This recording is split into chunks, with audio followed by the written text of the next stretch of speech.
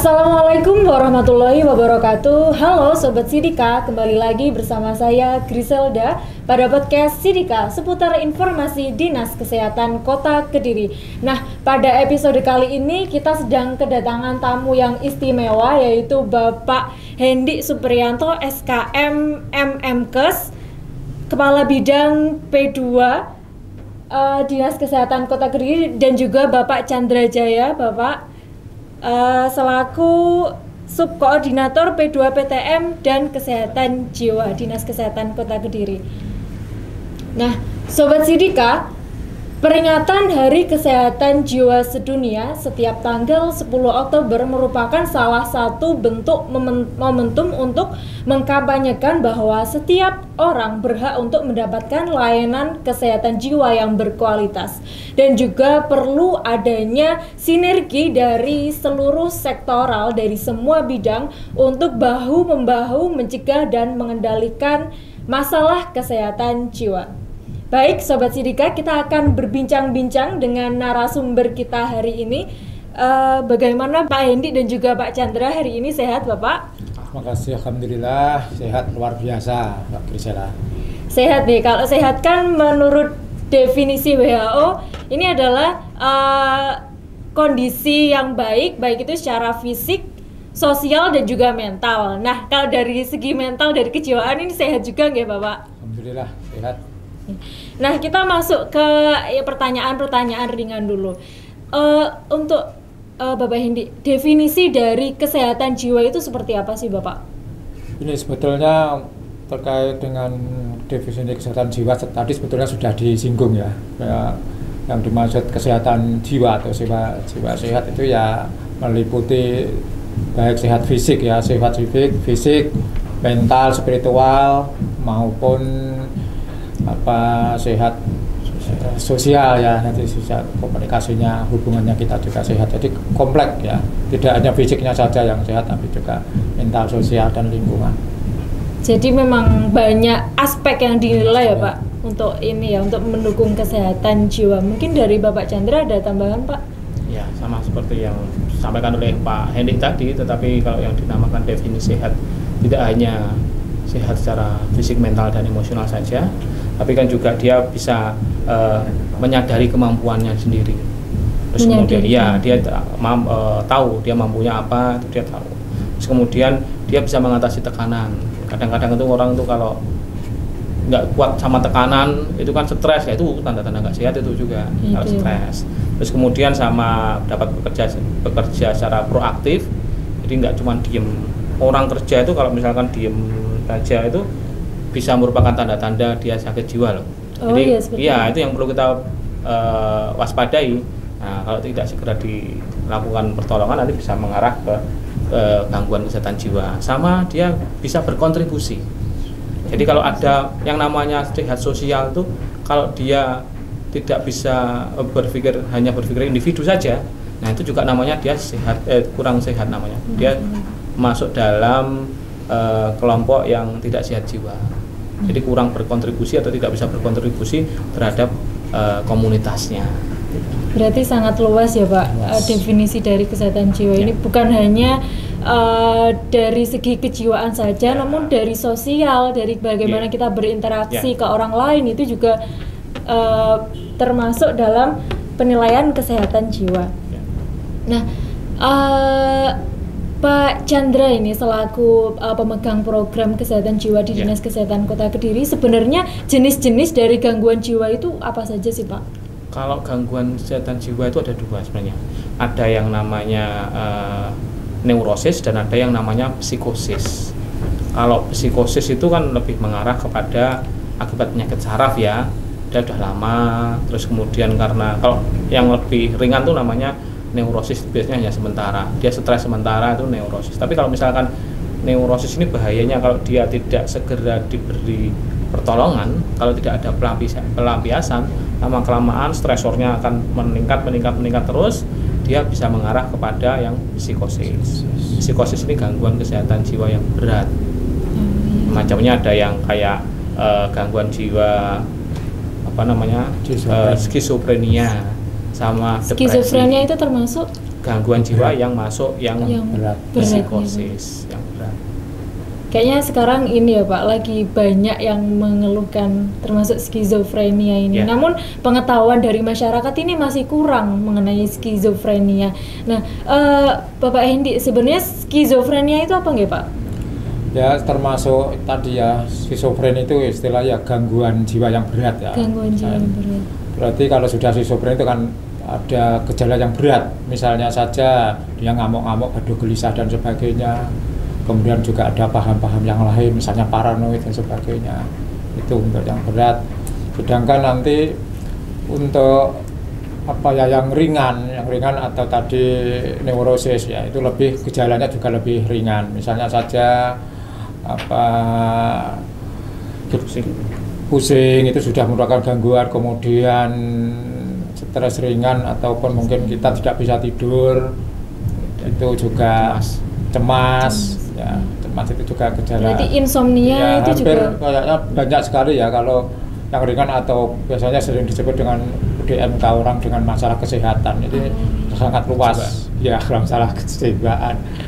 Ini sangat mungkin kita pun juga pernah mengalami ya. Tapi yang termasuk ringan ini kan mungkin dengan tindakan kita kadang-kadang sudah bisa mengatasi. Nah, pernapasan kita tidak sampai ke rumah sakit atau bahkan dirujuk, mungkin tidak sampai seperti itu kalau yang ringan. Oh iya seperti itu Pak. Kalau untuk tanda dan juga gejala dari gangguan jiwa itu seperti apa Pak? Ya tadi tanda itu juga bisa dikelompokkan ya, termasuk yang berat atau yang ringan. Kalau yang berat ya seperti tadi bisa yang apa jalan-jalan di pasar ya. Yang banyak kita ketemu di jalan-jalan. Si tiduran di jalan doho. Oh, itu termasuk yang berat. Kemudian yang ngamuk-ngamuk ya terus apa cenderung untuk bunuh diri dan sebagainya ya, itu sudah mengganggu masyarakat. Yang itu yang gejala berat, sedangkan yang untuk yang gejala ringan ya seperti misalnya pusing, itu tanda-tanda awal pusing karena pekerjaan mungkin, karena terlalu overload pekerjaan, kemudian tidak diimbangi dengan healing ya. Oh iya itu Pak. Makanya healing itu perlu ya, itu terlalu overload pekerjaan tidak diimbangi dengan refreshing dan sebagainya ya, akhirnya beban bertambah-tambah, akhirnya sulit tidur dan sebagainya. Itu kemudian berlarut-larut, nanti kalau tidak segera dapat diatasi ataupun kita tidak segera bisa mencarikan solusi, nanti kadang-kadang jika bisa berlanjut untuk menjadi lebih parah. Keinginan bunuh diri. Ya, ada keinginan untuk bunuh diri dan sebagainya itu kalau itu sudah masuk kategori ya, berat ya Pak. Nah ini Pak, kita sudah tahu tanda dan gejala gangguan jiwa. Nah ketika kita merasakan adanya salah satu atau salah dua atau salah 5 dari tanda gejala itu tadi, kita ini harus kemana sih? Mungkin Bapak Chandra bisa membantu menjawab. Kalau menurut saya itu yang pertama harus ngobrol, ajak ngobrol dulu. Jadi kalau ada orang itu yang kelihatan merenung, terus kemudian tertekan, dia tidak terbuka, depresi seperti itu, ajak bicara dulu lah, ajak ngobrol. Jadi kita gali apa yang menjadi stresornya, apa yang menjadi penyebabnya dia seperti itu. Misalkan karena mohon maaf karena mungkin perceraian, atau mungkin karena merasa diselingkuhi pasangan, atau mungkin karena masalah stres pekerjaan. Kita carikan solusinya seperti itu. Kalau memang itu tidak berhasil atau memerlukan tindakan yang lebih lanjut, silakan bawa ke fasilitas kesehatan. Kalau di dinas kesehatan punya 9 puskesmas, itu bisa dipakai.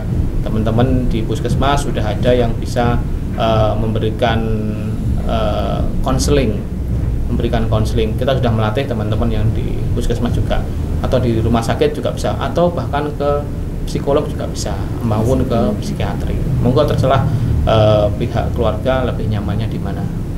Jadi ini ya Pak, kita juga harus peka terhadap orang-orang di sekitar terhadap kita, perubahan perilaku dan juga perubahan mental emosional dari anggota keluarga kita.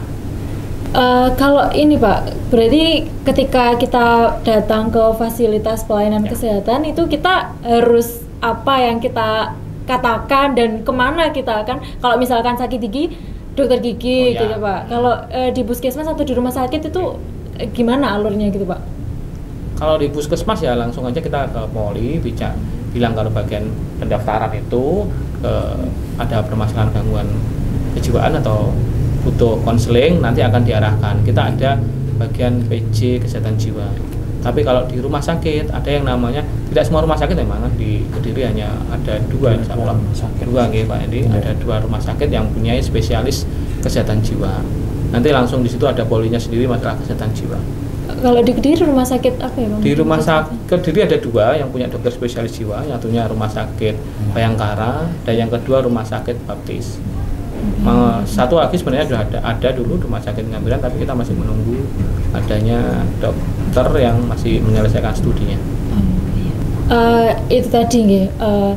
Ketika kita sudah tahu bahwa ada orang di sekitar kita, entah itu teman atau keluarga yang mengalami gangguan, mengarah ke gangguan kesehatan mental, itu kita sebagai orang terdekat ini mungkin kita sudah ngobrol, namun dia tidak mau terbuka.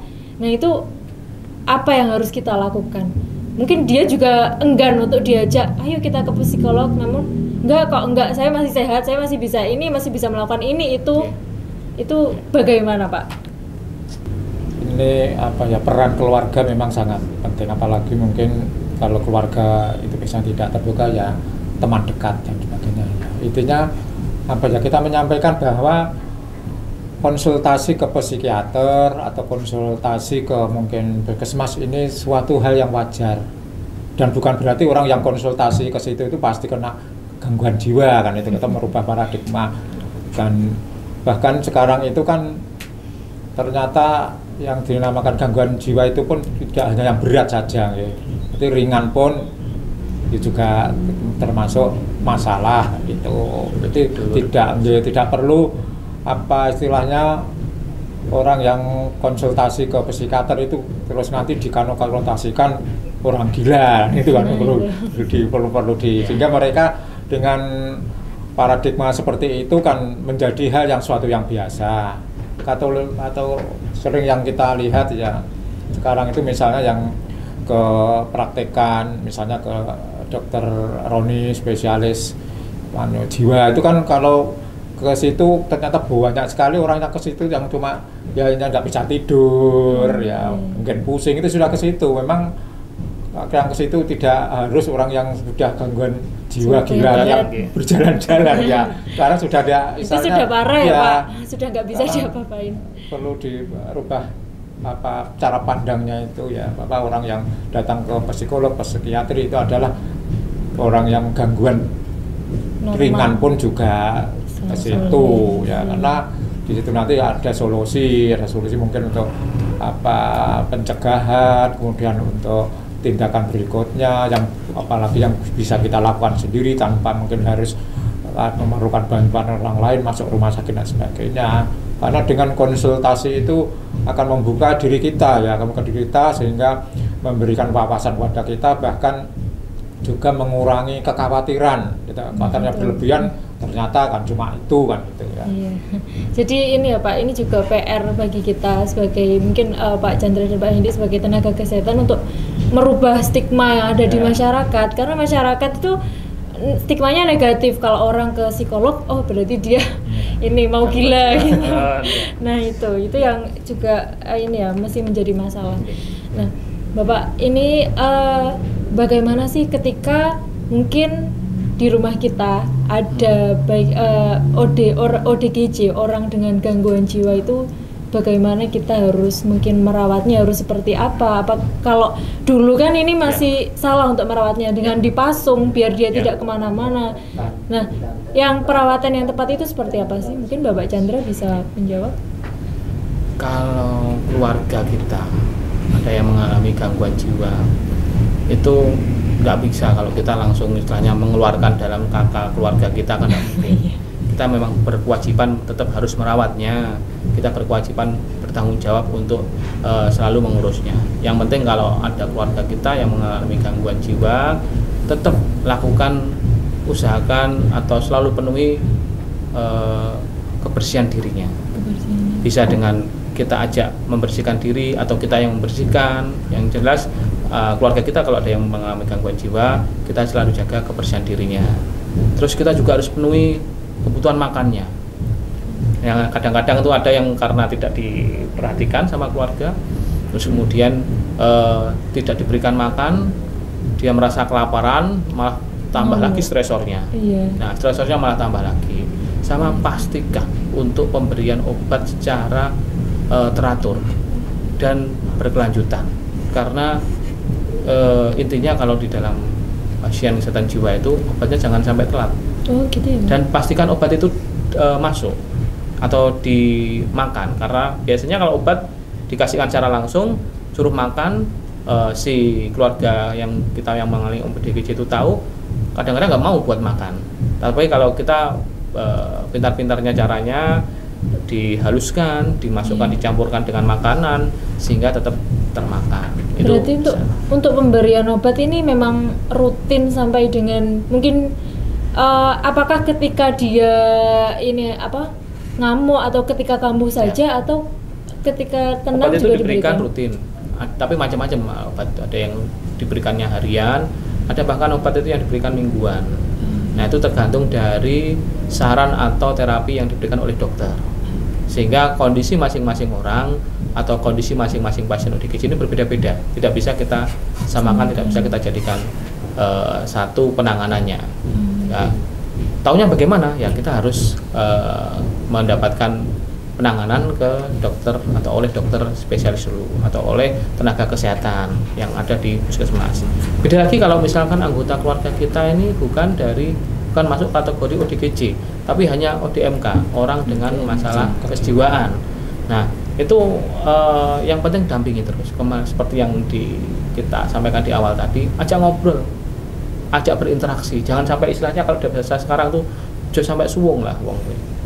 Jadi ajak ngobrol terus, interaksi, terus kemudian ajak untuk beraktivitas dalam keseharian kita. Jangan dipikir gue itu sakit terus kemudian kita batasi atau dipenak-penak nih lah bahasanya itu supaya nggak melakukan apa-apa, jangan. Tapi dikasih tanggung jawab juga, dia paling nyapu, siram-siram, terus kemudian bersih-bersih, sulak-sulak seperti itu, menata apa, yang penting ada aktivitas supaya itu tadi biar nggak suwung dia. Nah itu kalau yang pasien atau anggota keluarga kita masuk dalam kategori yang ODMK, belum sampai mengarah ke ODGJ. Oh, iya. Berarti untuk menetapkan seseorang itu ODMK atau ODGJ itu dari dokter ya Pak? Ya. Kita tidak bisa untuk mendiagnosa sendiri. Ya, makanya itu jangan diputusi sendiri. Kalau ada permasalahan seperti itu, komunikasikan, tetap dibawa ke fasilitas pelayanan kesehatan. Kita punya perangkat, kita punya metode untuk mengklasifikasikan atau menentukan seseorang itu masuk ODGJ atau ODMK. Ini Pak, mungkin pertanyaan yang banyak yang dikeluhkan oleh masyarakat ini. Jadi ketika kita menemui mungkin tetangga kita itu ada yang ODGJ, dia sering mengamuk, sering membuat kegaduhan, namun oleh keluarganya dibiarkan untuk mungkin berjalan-jalan di jalanan, kemudian kan itu juga mengganggu sebagai tetangga itu. Itu apa? Kita sebagai masyarakat umum apa yang harus kita lakukan? Tata laksananya seperti apa? Kita lihat dulu ya. Misalnya kita menemui seperti itu kan kita lihat apa yang bersangkutan itu ngamuk apa tidak. Gitu. Iya. Kalau tidak ngamuk, diam-diam saja ya kita kan tidak usah mengambil sikap. Tapi kalau nanti yang bersangkutan itu sampai merusak, ngamuk, kemudian melukai orang lain, nah ini kita diharapkan untuk melaporkan misalnya yang bisa lapor ke Satpol PP gitu. Kemudian juga bisa melaporkan ke Babin Kaptipmas atau Babinsa. Lah nanti mereka Babinsa, Babin Kaptipmas ataupun Satpol PP itu sudah berjejaring ya. Kita punya tim penanganan masalah kejahatan jiwa itu. Tim penanganan ODGJ itu kita sudah punya tim, dan tim di situ sudah luas sekali ya. Ada dinas kesehatan, kemudian nanti ada Satpol PP, TNI Polri, dinas sosial, kemudian Dinas Pendidikan, Kemenak, itu banyak sekali yang terlibat di dalam tim itu, sangat kompleks di situ, sehingga kalau ada kasus seperti itu kita laporkan ke misalnya Satpol PP ataupun ke Babin ya, nanti kan mereka juga akan koordinasi dengan Dinkes sehingga akan dibawa mungkin ke Puskesmas. Ke Puskesmas nanti kita periksa di Puskesmas apa termasuk berat atau mungkin sedang dan sebagainya. Kalau memang nanti termasuk ODGJ berat kan itu nanti kita pilah-pilah lagi apa nanti bisa ditangani di Puskesmas di layanan dasar atau harus dirujuk kan itu. Kalau cukup nanti dilayani di layanan dasar mungkin dengan disuntik dengan ada obat untuk jiwa ya diinjeksi, kemudian sudah tenang, kemudian dilanjutkan dengan tadi obat rawat jalan, kemungkinan untuk rawat jalan oral tadi. Jadi kembali lagi ditekankan bahwa nanti kalau sudah pengobatan itu ya, karena obat nanti sifatnya terus menerus ya, nanti obat itu diberikan jangan kalau ngamuk terus diberikan. Oh iya, harus rutin ya berarti Pak ya? Untuk mencegah nanti akhirnya obat itu untuk mencegah supaya kambuh tidak ngamuk ya minum obat. Ya tidak boleh nanti ini sudah tenang wes obatnya tidak ada minum, nanti akhirnya nunggu kambuh itu namanya tidak benar. Nanti diobati supaya tidak kambuh. Nah ini berarti peran orang terdekat atau keluarga ya Pak untuk memantau pemberian obat.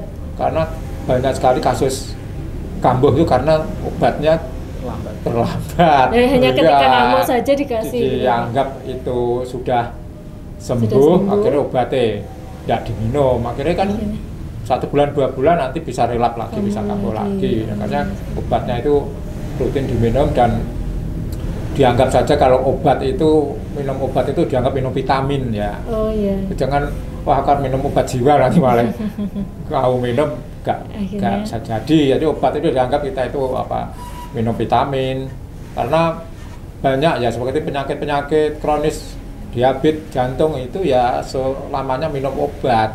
Jadi kalau dianggap itu mengobati, kadang-kadang mengobati penyakitnya itu kadang-kadang kita itu selawase kok minum obat, kita menganggap minum vitamin kan, orang sehat pun juga minum vitamin kan gitu.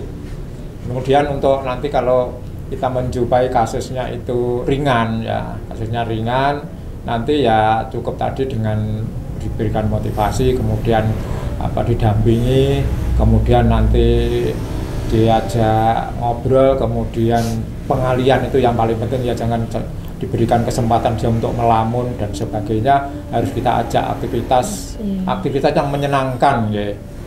Kalau orang pada umumnya kalau kita aktivitasnya kita paksakan tidak menyenangkan mereka, malah dia menambah beban. Tapi kan kita tahu kan kesenangannya, misalnya gues ya diajak gues kemana senangnya itu. Nanti kalau aktivitasnya nanti menyenangkan akan lebih mudah untuk mengatasi, untuk membuat mereka rileks kembali akan lebih mudah. Iya. Jadi ini ya Pak, untuk masyarakat berarti kita melapor ke pihak keamanan terkait dulu, nanti untuk ditindak lanjut setelahnya seperti itu ya Pak. Kalau misalkan ada ODGJ yang mengamuk gitu. Nanti kalau memang di layanan dasar nanti tidak bisa mampu ya mengatasi karena kasusnya berat ya, kita berikan rujukan, kita rujuk ke mungkin rumah sakit jiwa. Kita bertanya lagi mengenai layanan kesehatan khususnya yang ada di Kota Kediri. Untuk layanan kesehatan jiwa ini menurut Pak Chandra, apakah sudah memadai, sudah memenuhi dari standar pelayanan yang ada di Kota Kediri ini Pak? Ya. Jadi kalau gini ya Pak, kalau misalkan standar kita sudah mempunyai fasilitas pelayanan kesehatan dasar di Puskesmas itu sudah sesuai standar. Untuk tenaganya juga kita sudah memberikan pelatihan yang tersertifikasi buat tenaga penanganan permasalahan kesehatan jiwa, dokter, perawat itu sudah mendapatkan penanganan, termasuk sama pemberian obat juga. Jadi obat-obatan juga sudah kita sediakan oleh Dinas Kesehatan yang di Puskesmas itu gratis. Untuk permasalahan kesehatan jiwa, obat-obat yang ada di Puskesmas gratis bagi warga di Kota Kediri, baik itu dengan menggunakan BPJS maupun asuransi kesehatan yang lain ataupun jam keseda dan lain sebagainya. Nah, sedangkan untuk mendapatkan pelayanan yang lebih lanjut, kita sudah mempunyai rumah sakit yang ada poli jiwanya.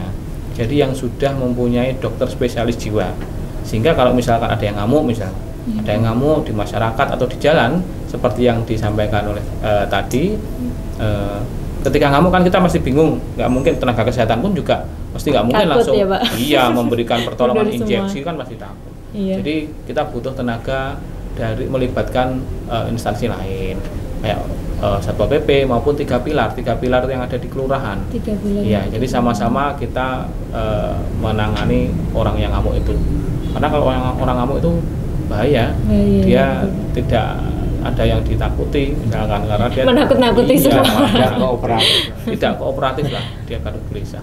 Kalau sudah bisa ditenangkan atau sudah bisa dipegang, baru diberikan tindakan kan gitu. Kalau kita nggak bisa di layanan dasar, kita rujuk ke layanan kesehatan lanjut yang ada di sini, bisa di Rumah Sakit Bayangkara maupun di Rumah Sakit Baptis. Nah, nanti yang menentukan mereka, apakah cukup hanya dilakukan penanganan di UGD saja, diberikan injeksi, ditunggu berapa saat dia sudah tenang dikembalikan, atau dia perlu dirawat inap di situ. Ada yang beberapa disediakan memang kamar oleh rumah sakit, ketika itu masih ada bisa dilakukan rawat inap di sana. Tapi kalau memang karena kondisi satu dan lain hal sehingga harus dirujuk ke rumah sakit jiwa, kita biasanya memberikan rujukan atau memfasilitasi untuk rujukan dan pengantaran ke 2 tempat, Rumah Sakit Jiwa Menur dan Rumah Sakit Jiwa Lawang. Itu yang biasanya kita Itu ketika rujukan. keadaannya sudah sangat Ya, parah sudah mungkin tidak bisa diberikan tindakan, tidak bisa ditolong oleh tindakan awal ketika di puskesmas maupun di rumah sakit yang ada di kota, baru dirujuk ke sana. Atau ketika harus dilakukan rawat inap tetapi kebetulan di kedua rumah sakit tersebut kamar untuk rawat inapnya sudah penuh, sehingga harus kita arahkan ke rumah sakit jiwa. Apa yang dilakukan Dinas Kesehatan Kota Kediri dalam rangka memperingati Hari Kesehatan Jiwa Sedunia pada tahun 2022 ini apa, Bapak? Mungkin Bapak Hendi bisa menjawab terlebih dahulu. Yang Terkait dengan kesehatan jiwa ini, apalagi ini bulan hampir Oktober ya, karena nanti terkait dengan jiwa ini kita peringati Hari Kesehatan, Hari Kesehatan Jiwa Sedunia ini kan jatuhnya tanggal 10 Oktober ya. Nah, kita sudah mulai merencanakan untuk kegiatan-kegiatan yang akan kita lakukan untuk menyambut Hari Kesehatan Jiwa ini. Di antaranya kita juga berencana untuk mengadakan festival untuk kesehatan jiwa. Nanti kita melibatkan dari UDGJ, tentunya UDGJ yang sudah baik ya. Nanti yang ngamuk-ngamuk kita libatkan nanti apa? Repot nanti. Iya, kasusnya PTM nanti yang diserang nanti.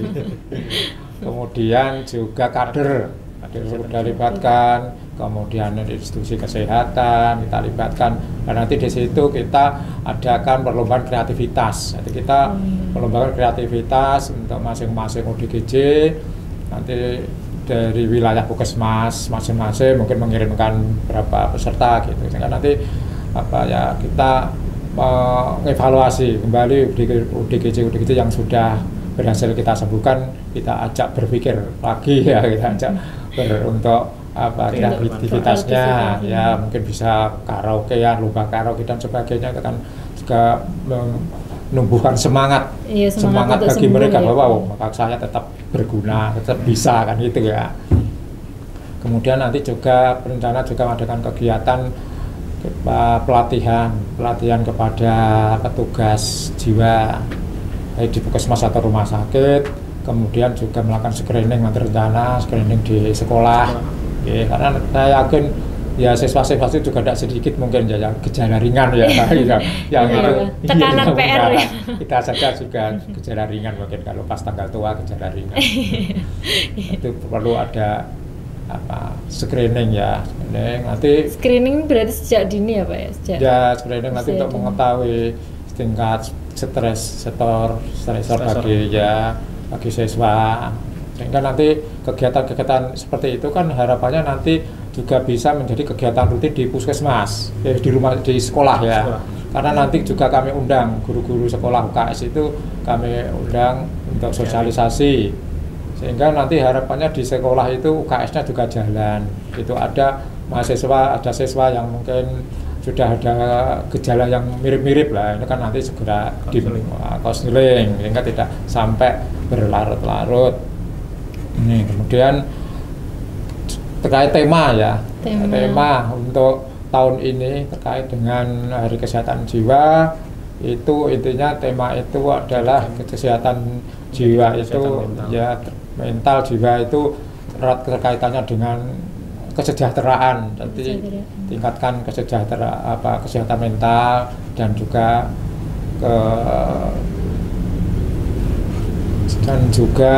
kesejahteraan atau istilahnya kesehatan mental itu juga terkait dengan kesehatan planet bumi.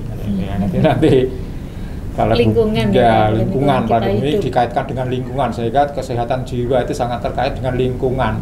Masalahnya faktor pencetus dari kesehatan gangguan jiwa itu biasanya juga dari lingkungan.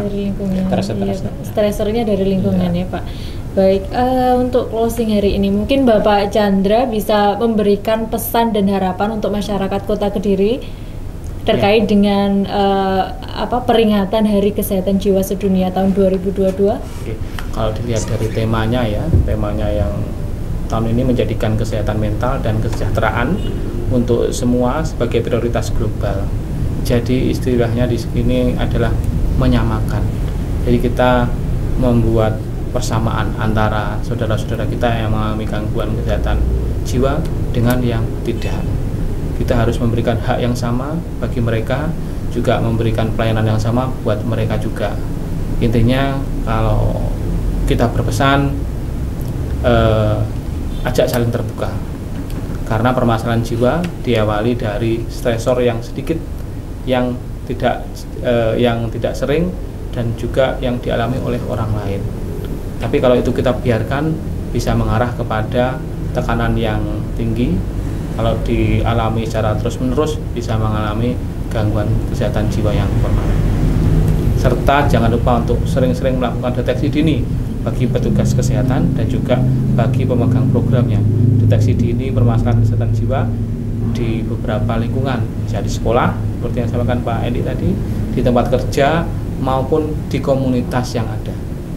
Terima kasih. Baik Sobat Sidika, menarik sekali pembahasan kita pada hari ini, yaitu agar kita selalu menjaga kesehatan bukan hanya secara fisik saja, bukan hanya secara sosial saja, namun kesehatan mental juga kita juga diperhatikan. Saya mempunyai pantun untuk Sobat Sidika ini Pak. Buah mangga, buah belimbing, menjaga kesehatan jiwa itu penting. Kami mengucapkan selamat Hari Kesehatan Jiwa Sedunia tahun 2022. Salam Germas, sehat, bugar, produktif, ceria. Terima kasih atas kebersamaannya hari ini Sobat Sidika. Wassalamualaikum warahmatullahi wabarakatuh. Waalaikumsalam warahmatullahi wabarakatuh.